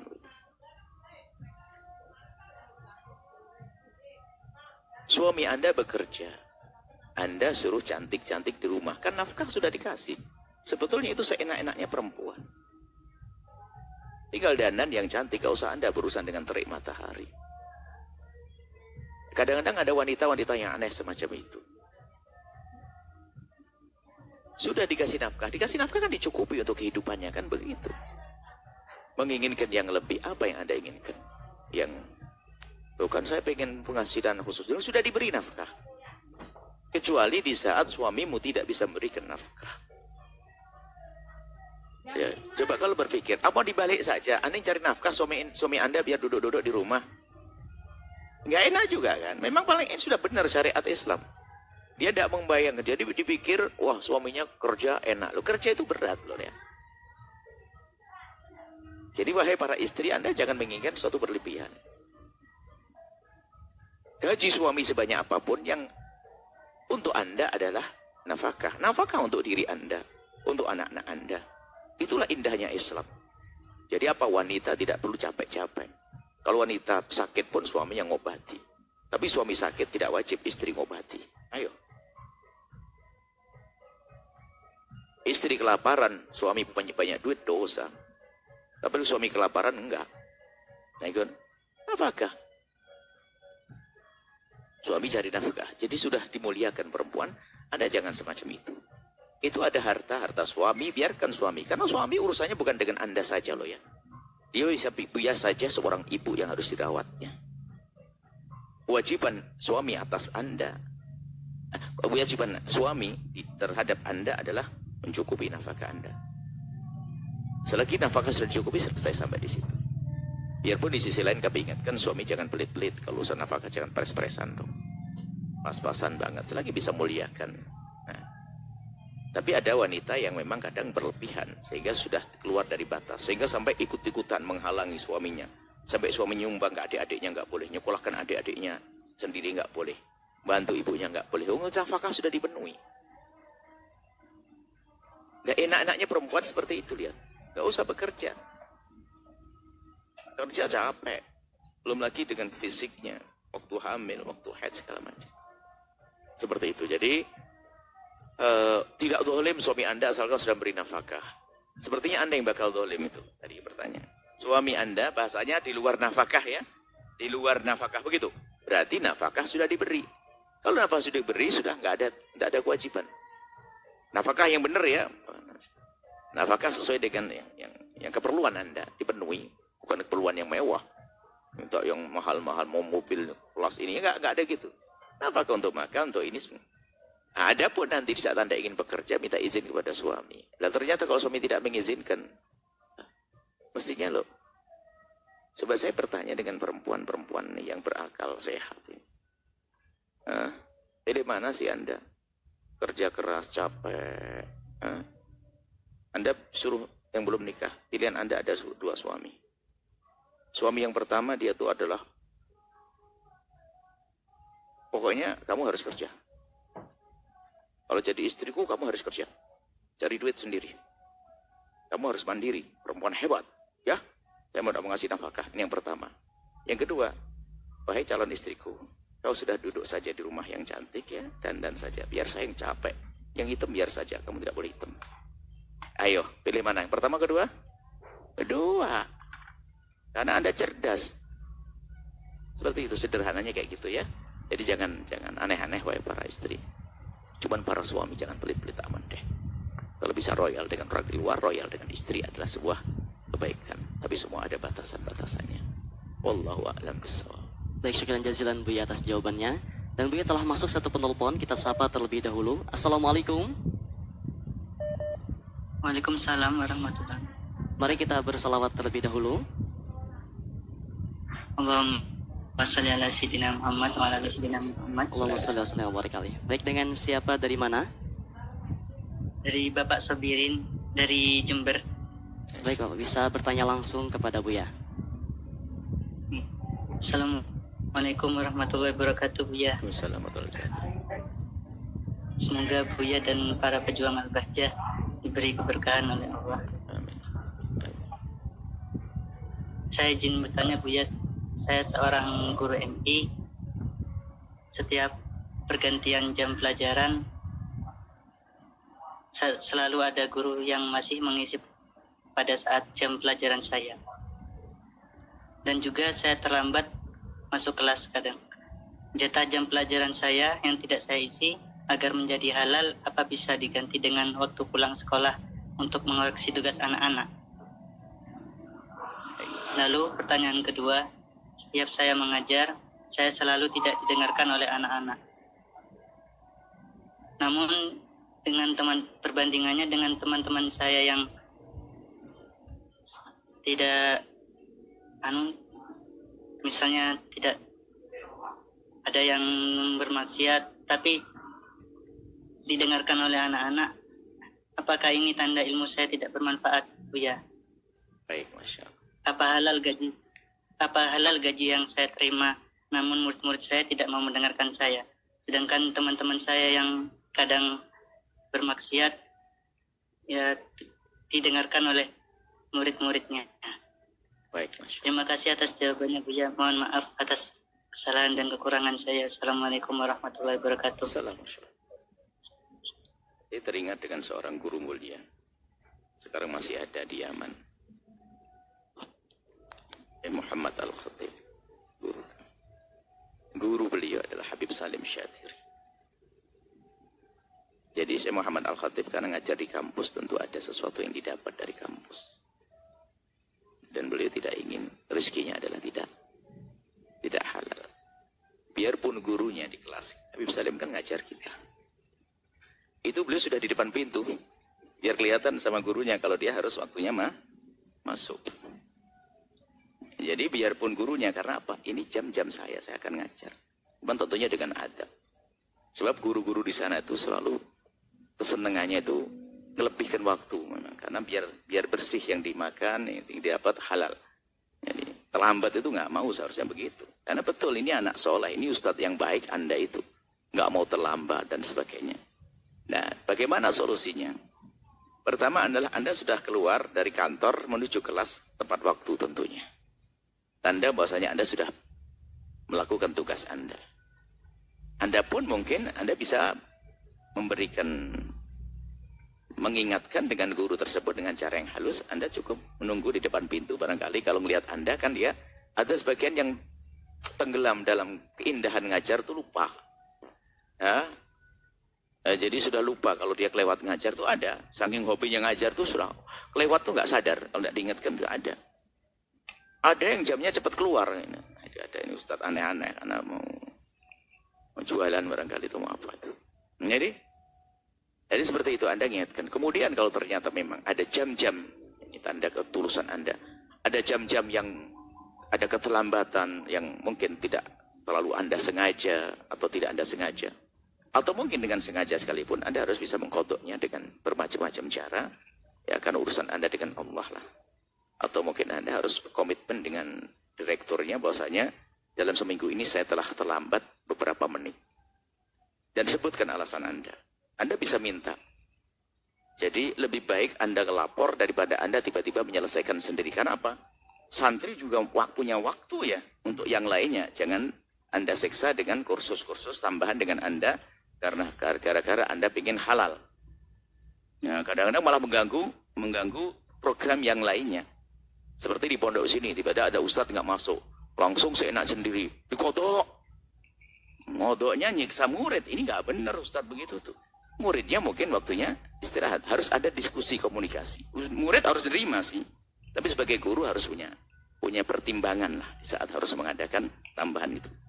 Nah kalau sudah ngadu ke manajemen, itu cakep. Paling tidak pendidikan buat yang lainnya. Bahwasanya saya dalam seminggu ini, saya hitung ternyata hari pertama saya terlambat 5 menit, hari kedua 15 menit, hari ini. Kalau saya hitung lumayan setengah jam. Gimana wahai mudir, wahai direktur ini. Nah, mungkin direktur mengatakan sudah yang penting jangan diulang lagi. Selesai insya Allah Anda halal. Karena Anda ada keinsafan. Tapi ke depan jangan gitu lagi. Masa sampai ngadu 3 kali memalukan dong Anda itu. Nah, kemudian setelah itu Anda harus masuk, itu kan jam manajemen, kehalalan. Jam manajemen adalah, sepertinya Anda mendengar saya tentang bicara jam manajemen. Seorang guru-guru itu adalah punya 2 jam. Yang pertama adalah jam manajemen sesuai dengan aturan manajemen sekolah. Setelah itu Anda harus masuk jam baru yaitu jam dakwah. Nggak ada batasnya. Anda sampai di rumah masih memikirkan bagaimana perkembangan siswa. Anda di luar mungkin waktu istirahat. Anda masih duduk dengan siswa untuk nasihati, ngarahkan dan sebagainya. Berarti Anda memang betul-betul rindu kehalalan seperti itu. Masuk jam dakwah. Ada jam manajemen, ada batas waktu sesuai manajemen sekolah. Ada jam dakwah yang tidak ada batasnya. Biarpun kita hendak tidur, biarpun di handphone kita, kita ngirim WhatsApp pun ternyata adalah untuk manajemen tersebut. Untuk dakwah tersebut, bukan manajemen, untuk dakwah. Adapun masalah apa yang apa murid Anda tidak mendengar Anda, itu bukan tanda, sama sekali bukan tanda kalau ilmu Anda tidak manfaat. Justru dari seorang murid itu begini. Biarpun guru itu ngajarnya nggak enak. Itu bisa jadi karena ketulusan Anda di saat belajar dengan seorang guru, ketawaduan Anda. Nggak pakai kritik-kritikan. Nggak pakai beda-bedakan. Maka Allah akan beri ilmu langsung nanti. Allah beri pemahaman yang khusus. Saya balik. Jadi jangan sampai ada seorang murid itu menyalahkan guru karena cara ngajar yang nggak enak dan sebagainya. Jangan seperti itu. Dan itu kejadian juga pada kami dengan guru mulia. Kita punya seorang guru yang pakai bahasa pasar, bahasa amiyah. Sementara saya belajar untuk memahami, dan bahasa pasar tuh bahasa lokal itu susah difahami. Dalam ini bahasa tarim, cepet banget gak paham. Saya itu pusing gak paham. Akhirnya kita ngadu kepada guru. Apakah tidak ada? Kita bahasanya pun juga bukan mengkritisi. Apakah tidak alangkah baiknya, alangkah senangnya kami kalau seandainya guru-guru yang ngajar di sini pakai bahasa fusha, bahasa Arab yang fasih itu. Lalu beliau bertanya, guru, memang kenapa? Ada Syekh Mufti, saya itu pakai bahasa pasaran, saya tidak paham. Kami ingin beliau pakai bahasa fusha. Ternyata kami ditegur dengan tegas. Kamu yang belajar bahasa beliau, jangan kau atur dia. Oh iya betul, sudah terima kasih. Rupanya waktu itu setelah belajar dengan beliau kita mendelang pengen paham. Ya memang belum paham bahasanya, ya mendelang. Tapi semoga itu gara-gara itu akhirnya kita diberi tiba-tiba senang fikih, senang ini. Mungkin berkat itu. Jadi jangan biasa menyalahkan guru yang caranya nggak enak. Makanya tolong, kalau Anda hadir pengajian, jangan memilih ustadz yang ceramahnya enak saja. Nah ini bahaya. Biarpun ceramahnya bulat, tapi kalau Anda ikhlas, Anda kasih pemahaman sendiri oleh Allah. Ini kadang-kadang memilih ustadz, apalagi ustadz yang milih-milih, ustadz yang ceramahnya enak, ceramahnya ini. Memang sisi lain, sebagai ustadz hendaknya bicara dengan bahasa yang fasih, dengan bayan yang terang, sebab keterangan yang jelas itu juga bisa membius orang untuk bisa mendengarnya. Kata Nabi, inna minal bayani la sihra, ya, seperti sihir ya, membius orang untuk bisa mendengar omongannya. Maka Anda bukan berarti ilmu Anda tidak bermanfaat, tapi ini sisi lain. Untuk murid tadi sudah. Tapi Anda sebagai seorang guru, Anda belajar. Kami menemukan seorang yang gagap ternyata mengemas gagapnya. Sehingga di dalam berceramah dia selalu berbicara tentang sesuatu yang sendu. Jadi ada gagapnya itu malah memberikan keindahan di saat dia menceritakan tentang sesuatu yang sedih. Jadi bisa menutupi kekurangan dengan materi yang disampaikan. Maksudnya Anda tidak boleh menyerah. Anda belajar. Anda mungkin duduk dengan satu orang untuk melihat omongan saya. Anda mungkin Anda rekam. Jangan-jangan waktu Anda rekam Anda nggak paham sendiri. Kan ada mungkin. Jadi Anda mungkin berlatih. Mungkin 1 tahun belum terlalu fasih Anda mengajar. Maka pertama, oke, bagus, ini pertanyaan yang bagus. Anda sepertinya orang yang sangat serius. Pertama, Anda jangan mengajar kecuali Anda murajaah terlebih dahulu. Mempersiapkan materinya. Bahkan mungkin Anda sebelum ketemu murid, Anda di kamar yang tertutup, Anda bikin bantal 2 atau 3, Anda ajar dulu itu bantal. Baru besok Anda ngajar lebih fasih. Terus Anda lakukan seperti itu. Sehingga Anda setelah itu menjadi orang yang ngajarnya enak. Serius. Bantal itu keanggap santri. Anda mau ini, aerobu, kata-kata, baca, nahwu yang bulat itu Anda berlatih. Supaya lesan Anda fasih. Baru besok ngajar. Terus Anda begitu, maka Anda menjadi guru yang hebat nanti setelah itu ya. Jangan menyerah. Ini saja. Semoga Allah berikan ketulusan, kewaraan, takut ngambil yang haram, jujur, ya. Kemudian serius dalam mengajar santri. Dan semoga Allah mengampuni semuanya. Allah a'lam bishawab. Baik, syukran jazilan Buya atas jawabannya. Selanjutnya kami berikan kesempatan kepada para jamaah untuk bertanya. Dari jamaah bapak-bapak 1 dan dari jamaah ibu-ibu 1 dengan 1 orang 1 pertanyaan. Dimulai dari jamaah bapak-bapak terlebih dahulu kami persilahkan.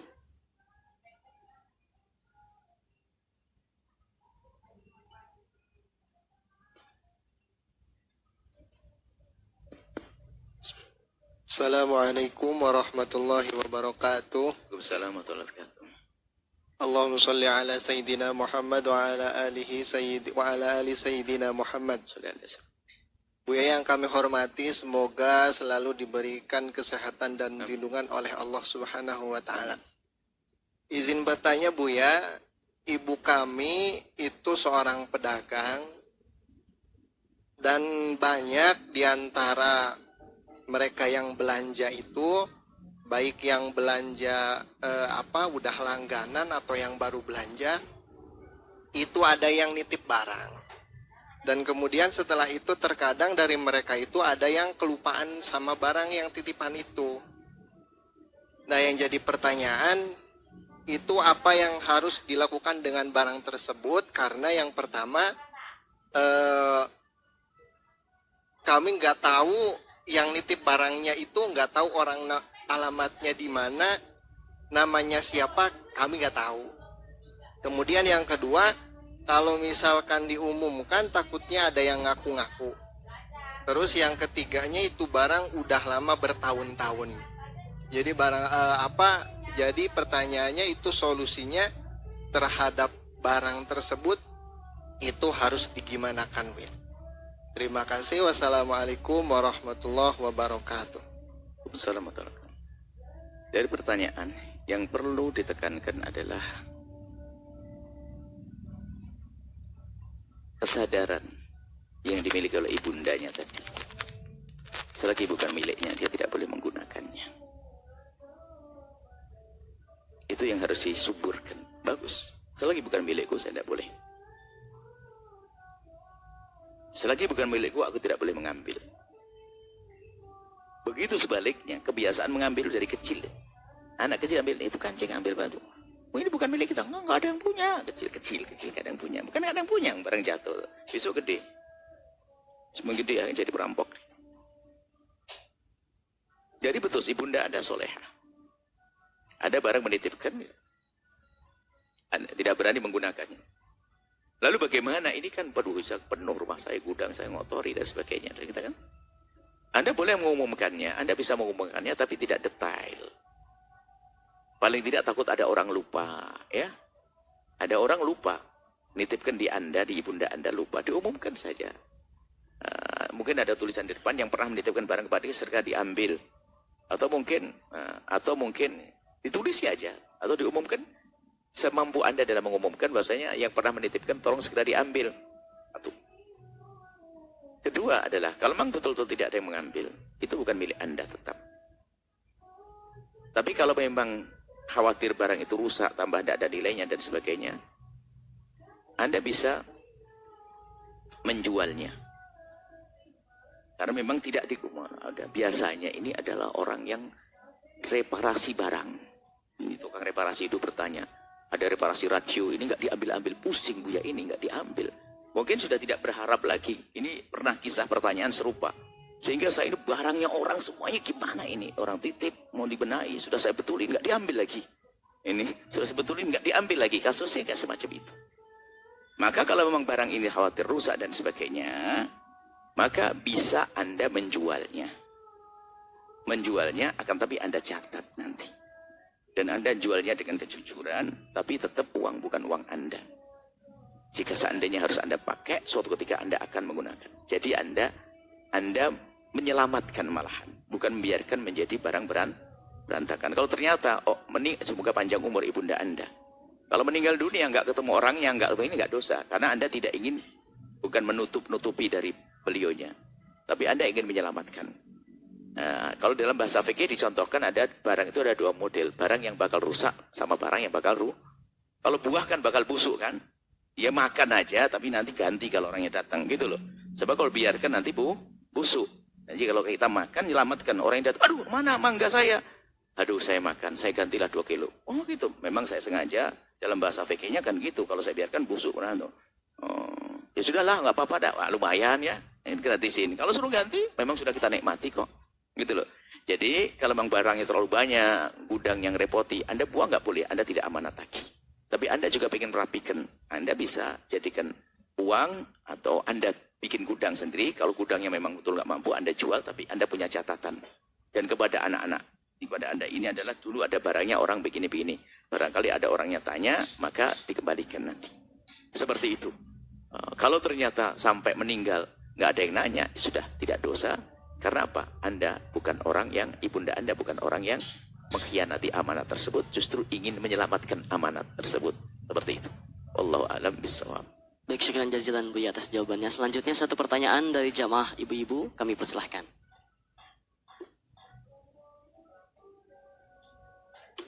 Bismillahirrahmanirrahim. Assalamualaikum warahmatullahi wabarakatuh. Assalamualaikum warahmatullahi wabarakatuh. Allahumma sholli ala sayyidina Muhammad wa ala sayyidina Muhammad. Sudah deh. Buya, saya mau bertanya tentang berhikmah. Buya, seorang murid bisa berhikmah kepada gurunya. Seorang anak bisa berhikmah kepada kedua orang tuanya. Seorang istri bisa berhikmah kepada suaminya. Pertanyaannya, kalau seorang janda yang ditinggal mati oleh suaminya, apakah masih bisa berhikmah untuk mendapatkan surganya Allah Subhanahu wa taala. Syukran Buya. Wassalamualaikum warahmatullahi wabarakatuh. Selamat. Khidmah kepada seseorang itu artinya berbuat baik dan bertawadhu. Itu tidak ada batasnya. Ibu bertanya hanya satu sisi, padahal yang disebutkan ada 4. Pertama, seorang murid kepada gurunya, seorang anak kepada ayahnya, seorang istri kepada suami. Masih kan ada pertanyaan lain lagi, gimana kalau jika seorang anak bapaknya sudah meninggal dunia, apakah ada khidmahnya? Seorang murid, gurunya meninggal, sama sebetulnya. Ya, nah, seorang istri, suaminya sama sebetulnya. Ibu yang solehah, jadi ya bisa dong, masih bisa.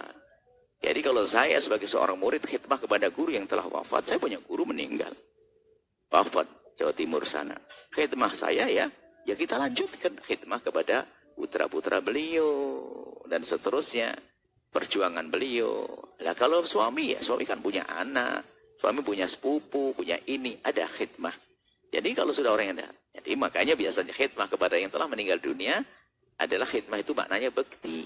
Bekti itu tandai dengan 3. Yang pertama adalah Anda mendoakan, apakah itu suami, apakah itu guru atau orang tua, jangan Anda berdoa kecuali dia didoakan. Yang kedua adalah ini kalau khidmah sesungguhnya, ya kalau seandainya suaminya masih hidup, kemudian dia sakit perlu bantuan, ya khidmahnya kan bantuan ke rumah sakit dibayari. Sekarang Anda banyak duit, sedekah yang banyak untuk suami, itu niatkan, kasihkan ke madrasah, kasihkan ke fakir miskin, niatkan untuk suami, niatkan untuk orang tua, niatkan untuk guru. Seperti itu khidmahnya, potong rezeki Anda dan niatkan untuk orang yang telah meninggal dunia dari suami atau guru atau orang tua.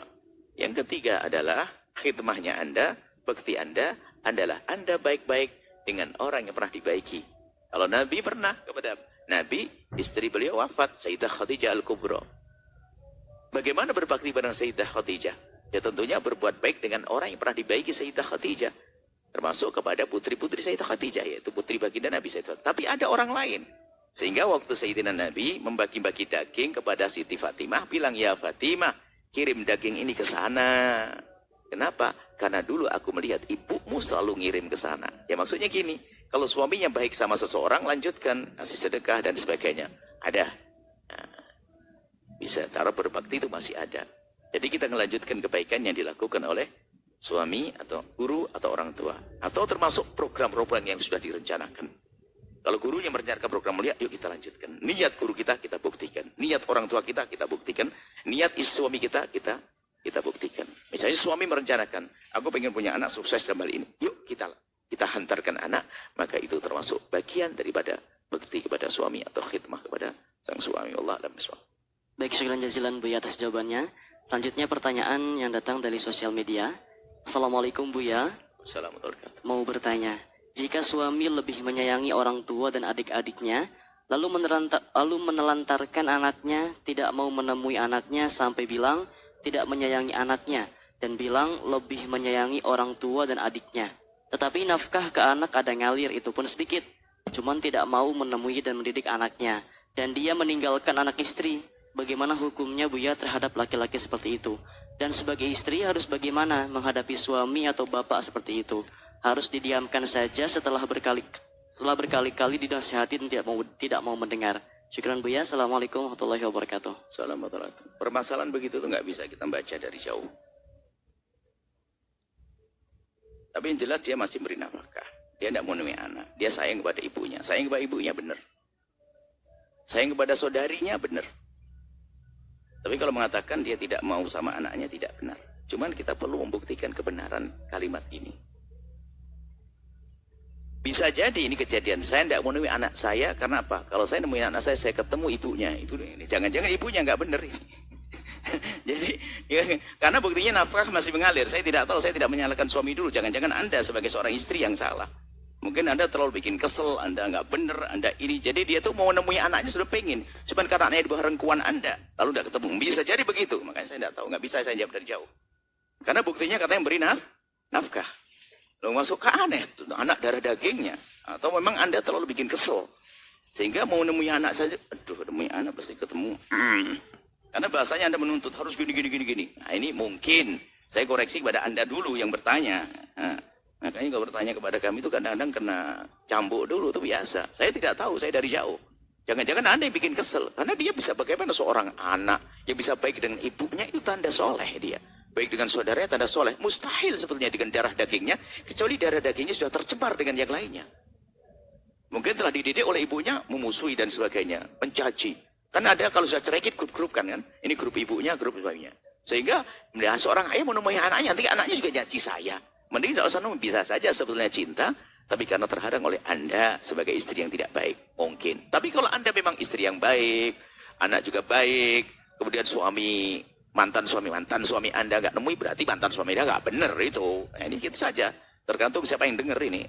Kalau yang dengar suaminya, ya Anda nggak benar ya suami. Kalau anak kok dijauhi itu nggak benar. Masa anak jauhi anakmu sampai kapanpun. Istri ya bisa cerai. Tapi kalau anak nggak bisa, tanggung jawab Anda bukan sekedar urusan nafkah, pendidikan. Anda punya kewajiban, hei suami. Jangan senang punya anak tadi habis didik, suami.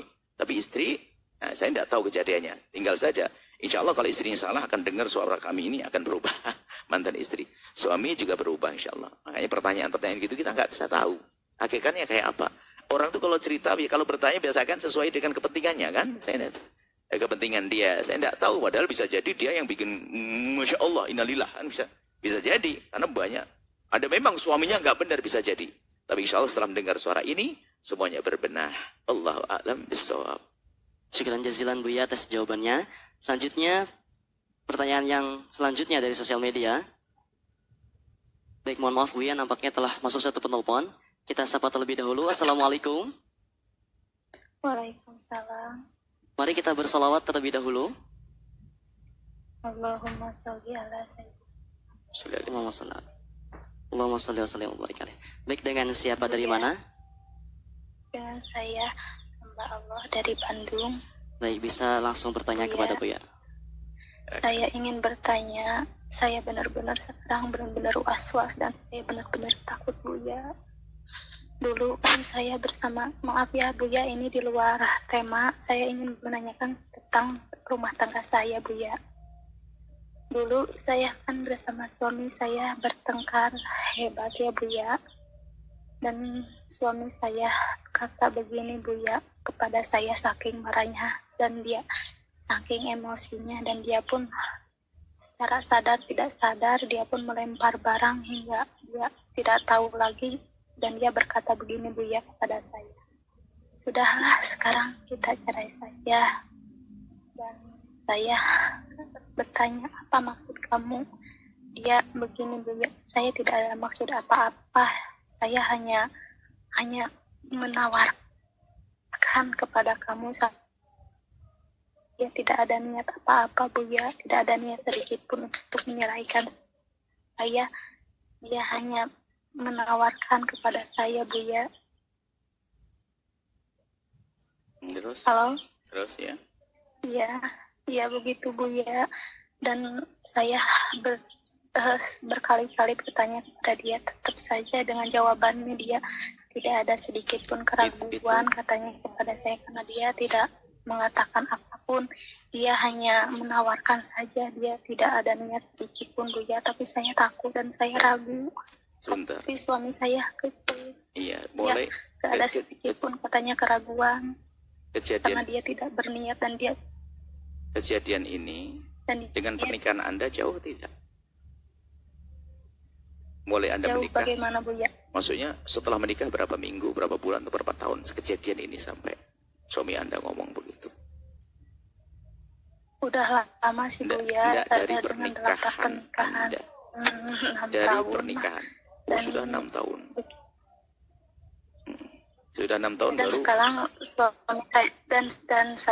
suami saya juga sudah lupa ingat perkataan itu Buya. Baik, jadi 6 tahun nggak ada Sekarang masalah. pun dia masih kekeh. 6 Gimana, tahun, Bu, ya? 6 tahun nggak ada masalah kan? Iya. Tiba-tiba tahun ke-6 dia tuh menawarkan, niatnya cuma menawarkan, saking emosinya dia berkata seperti itu. Dan emosinya setiap hari kok jarang-jarang itu? Itu kalau dia bukan enggak Setiap hari kalau dia sudah emosi, dia suka meledak, tidak tahu arahnya. Anda yakin dia emosian atau Anda yang suka bikin emosi? Mungkin saya Oh ya yang sudah, bikin Anda emosi. sadar dulu. Kadang begitu tuh, mohon maaf ya. Oh, selama ini mesra indah-indah mungkin. Baik, Anda sadar, Anda bikin emosi ya? Saya sadar waktu itu saya emang bikin emosi dia dan dia saking marahnya Ya, sudah. melontarkan, menawarkan Baik, begitu. baik. Saya benar-benar takut sekarang sampai depresi, Bu ya. Saya Nggak suka usah nangis depresi. setiap hari, Sekarang saya sembuh. takut. Anda bertanya, sekarang kami jawab, Anda jangan bikin emosi lagi, satu. Jadi kalau ngelihat suami marah, langsung Anda gigit kupingnya. Kemudian setelah itu, Anda tidak terjadi perceraian, Anda usah pusing. Suami Anda tidak mengatakan engkau aku cerai, hanya mengajak bercerai saja kalau kamu mau. Itu kan masih sekedar berdiskusi. Tapi begini kata katanya, sudahlah sekarang kita cerai saja, tapi itu dalam bentuk menawarkan, tapi begitu. Tidak. Anda nerima enggak? Saya tidak menerima dan saya juga tidak merasa. Enggak usah cerai. Sudah. Anda juga jangan. Sepertinya Anda muka-muka Anda ini model-model Anda model bikin emosian. Mungkin hari ini Anda boleh berubah. Karena Anda kena depresi sekarang. Biar sekarang yang saya poles adalah Anda. Anda jangan mudah berprasangka kepada suami, jangan ngomong tidak baik dengan suami, Anda semakin lembut. Nah, urusan perceraian tidak dicerai. Nah, yang tanya dia, kalau ketemu suaminya mungkin saya marahi juga suaminya itu.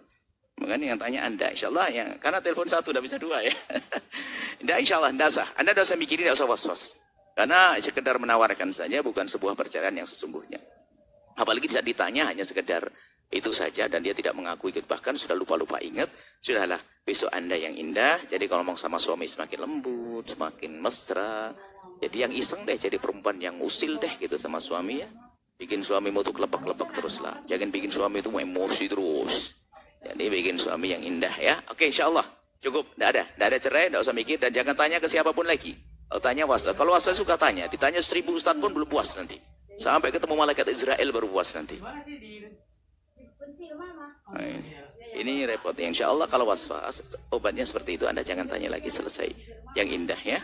Makasih insya Allah. Salam takdim buat suami. Bilang kalau saya dimarahi Buya Yahya. Lah besok langsung suami Anda ketemu saya. Kayak apa sih Buya Yahya? Mau ngaji nanti. Wah nanti giliran kalau beliau tidak datang saya marahi nanti ya. Insya Allah tenang aja. Hidup harus indah kak. Makasih. Allah a'lam bishawab. Baik, syukran jazilan Buya atas jawabannya dan Buya bisa ditutup dengan pengumuman dan doa keberkahan.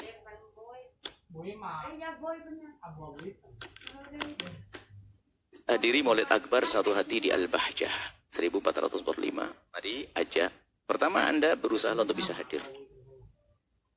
Insya Allah. Kalau tidak dengan diri Anda wakilkan 10 orang. Atau 5 orang. Atau 2 orang. Harus ada wakil mewakili Anda. Kalau Anda betul tidak bisa hadir karena udzur. Mungkin karena sakit, semoga sehat. Mungkin karena nggak punya duit, semoga punya duit. Nah, mungkin karena sibuk, semoga nggak sibuk. Alasan apa lagi setelah itu?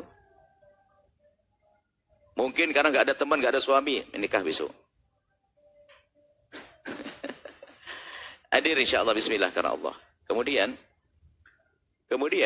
kalau Anda tidak bisa benar hadir dengan jasad Anda bisa hadir dengan rezeki Anda berpartisipasi. Anda yang jauh, Anda pecinta majelis ini. Mungkin Anda jauh di sana, lalu Anda tidak bisa menghadiri karena jauhnya tempat atau kesibukan, maka kami himbau Anda bisa hadir dengan rezeki Anda. Sengaja kami sampaikan, kami ingin berpartisipasi. Karena apa? Jika rezeki yang Anda kirim nanti cukup untuk melayani tamu, selebihnya akan dibangunkan gedung forsil untuk melanjutkan program pondok. Nah, itu akan jadi amal mengalir pada Anda. Ayo segera, jangan ragu. Yang tidak bisa hadir dengan jasadnya, hadirlah dengan hartanya. Untung-untung, jasadnya hadir, hartanya hadir, anaknya hadir, suaminya hadir, tetangganya hadir. Oh hebat. Tenaganya hadir. Nah, kemudian juga bagi para tetangga-tetangga pesantren nanti yang punya tempat tinggal yang bisa digunakan untuk menyambut tamu. Karena tamu dari penjuru Indonesia, dari sana sini datang, ada yang nginep dan sebagainya. Mungkin ada yang membuka pintu rumahnya untuk siapkan minuman, teh, kopi dan sebagainya. Anda menyambut tamunya Rasulullah SAW. Indah semuanya insya Allah. Para tetangga-tetangga kalau ingin buka pintu rumahnya untuk para tamu, silahkan. Dan juga bagi yang ingin berpartisipasi dengan meminjamkan perabot-perabot untuk kelengkapan menyambut tamu, dipersilakan nanti langsung hubungi saja ke 0896 9048 8799. Kemudian informasi Maulid Akbar apa yang bisa Anda sumbangsihkan, apakah tenaga pikiran yang lainnya, langsung saja hubungi 081122333297. Masya Allah. Adapun ingin menghadirkan harta Anda dalam acara mulia ini, langsung aja ke Bank Syariah Indonesia, nomor rekening 75122211267 atas nama Maulid Akbar Al-Bahjah. Kemudian program WikiPay adalah program mempermudah ibadah sedekah. Jadi kalau Anda masuk ikut program WikiPay ini, aplikasi ini atau aplikasi atau apa, itu mudah. Kalau ingin berderma langsung aja, langsung ketik beres nanti, langsung nyampe ke surga itu uang. Langsung ketik daftar, terus kirim WA ke 085723147177. Simpan dengan nama WikiPay Al-Bahjah. Informasi lebih lanjut ke 081122333297. Kemudian pembebasan tanah, Masya Allah di Saung Balong. Pencapaian hari ini pekan keberapa ya? Ke 4, 5, 6, 7. Pekan ke-6 atau ke-7. Berarti hampir 1 bulan setengah. Target kita pokoknya Ramadan sudah lunas deh 3,5 M nih. Ini hampir masuk bulan kedua. Bisa masuk bulan kedua, hampir selesai bulan kedua.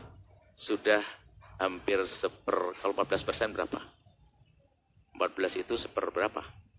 15, 30 1/6 ya. 14%. Kekurangannya sudah 500 juta lebih. Jadi masih kurang 3,5 miliar, kurang 3 miliar. Insya Allah akan terpenuhi. Moga Allah mengirim ahli surga bisa menyelesaikan program ini. Langsung salurkan rezeki Anda ke BSI ke nomor rekening 77744411179 atas nama Wakaf Tanah dan Bangunan Al-Bahjah kode bank 451 atau Bank Muamalat 13904564556 atas nama Al-Bahjah Wakaf dan Bangunan kode bank 147. Konfirmasi 081122222422. Mari kita tutup dengan doa bismillahirrahmanirrahim. Alhamdulillah Allahumma shalli ala habibina sayyidina Muhammad Rasulullah Muhammad. Allahumma ya Allah ya Rahman ya Rahim, pandang kami dengan kasih sayang dan cinta darimu ya Allah. Berikan kepada kami segala kebaikan di dunia dan di akhirat. Ya Allah, wahai dari maha kasih, Engkau maha tahu tentang keadaan kami ya Allah. Kami lemah, berikan kekuatan untuk beribadah, untuk berjuang, untuk mengemban tugas di semesta ini ya Allah. Sebagai khalifahmu ya Allah. Kami mohon ya Allah, kami fakir, berikan pada kami kecukupan. Yang sakit sembuhkan, yang punya hutang mudahkan bayar hutang. Dan kami mohon ampuni orang tua kami dan guru-guru kami.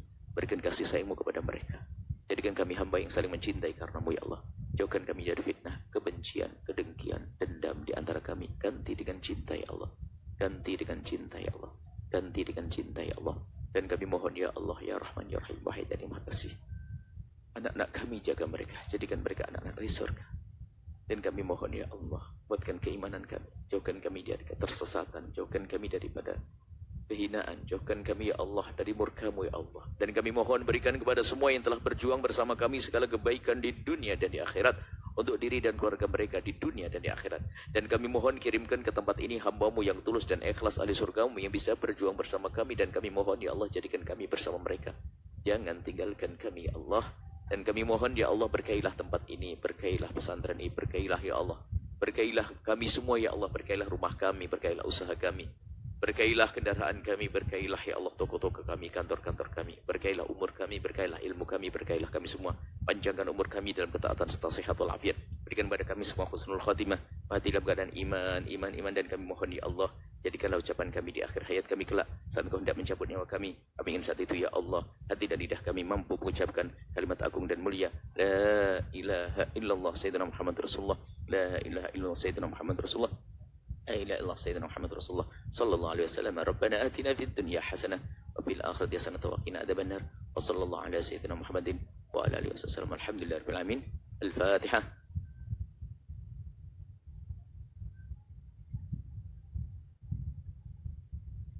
Makasih, mohon maaf dan mohon doa selalu bila taufik hidayah. Assalamualaikum warahmatullahi wabarakatuh. Waalaikumsalam warahmatullahi wabarakatuh. Baik hadirin hadir pemirsa Al-Bahjah TV dan pendengar setia Radio Network dimanapun Anda berada. Demikianlah majelis kita pada kesempatan kali ini. dan tetaplah istiqomah dalam mengikuti program-program kemuliaan lainnya. Dalam program kajian kitab Al-Hikam Ibnu Athaillah As-Sakandari yang rutin diselenggarakan setiap Senin malam Selasa di Masjid Raya At-Taqwa, Kota Cirebon, tentunya bersama guru kita tercinta Buya Yahya, Live Al-Bahjah TV dan Radio Network dari berbagai kota. Dan akhirnya saya Hafidh Nuraif selaku membawa acara beserta kru yang bertugas mengucapkan syukran jazilan atas segala perhatian Anda. Mari kita akhiri majelis yang mulia ini dengan membacaan doa kafaratul majelis. Subhanakallahumma bihamdika asyhadu an la ilaha illa anta astaghfiruka wa atubu ilaik. Wassalamualaikum warahmatullahi wabarakatuh.